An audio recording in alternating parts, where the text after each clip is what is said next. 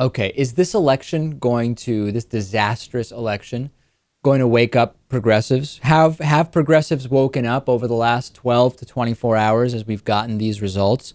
What would it take for progressives to realize if I don't vote, that helps conservatives? That really helps conservatives because they are the ones who want me not to vote. If I allow these state and local elected officials to win, it's going to make it even harder next year and in 2 years and in 3 years for progressive candidates to win. And this is what Republicans are doing so well. Republicans today, ladies and gentlemen, my progressive friends, Republicans today are, of course, cheerleading their victories, but they're already working on the odd number yeared campaigns where you get these local elected officials, you get the mayors, you get the city councils, you get all of these positions filled with conservatives very often, and they go on to become state senators and state reps, and they go on to then run for Congress and then run for the U.S. Senate.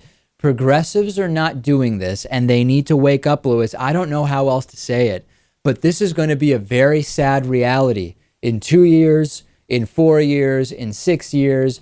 On the issues, the country is moving to the left. The country is becoming less and less religious.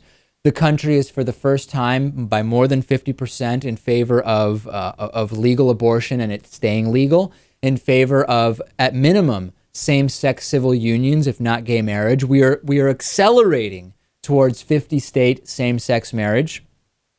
But the opinions on issue polls do not translate to legislation. And I've told you so many times that the views of the country are not being represented by elected officials who are far more extreme and far more conservative than their constituents are being elected, in part due to misinformation, in part due to voter suppression, in part due to lack of turnout.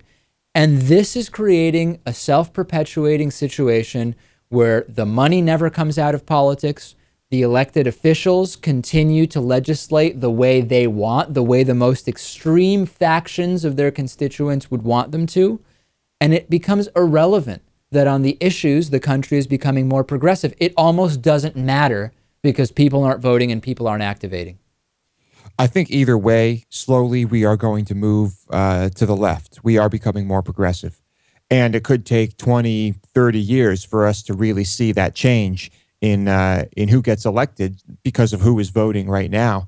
But I think ultimately we'll see that change. It's just going to be painfully slow. We know that this was a particularly unfortunate year because of the governors and the senators that happened to be up for re-election, not all of whom are up for re-election every election cycle, that it favored the Republicans strongly. It's possible that in 2016 we will see a shift back in the other direction. But the problem is that shift is not going to be nearly big enough. Whatever shift would naturally happen as a result of the sort of staggered elections that take place, if progressives activated today around local races, the number of people in the farm league, so to speak, that would be ready to go to the big leagues in 2016 would be larger. There's just no way of denying this. And it's sad, Lewis. I talk to my progressive friends, and they're so progressive on the issues, but they don't get that the ground game needs to be happening every single year.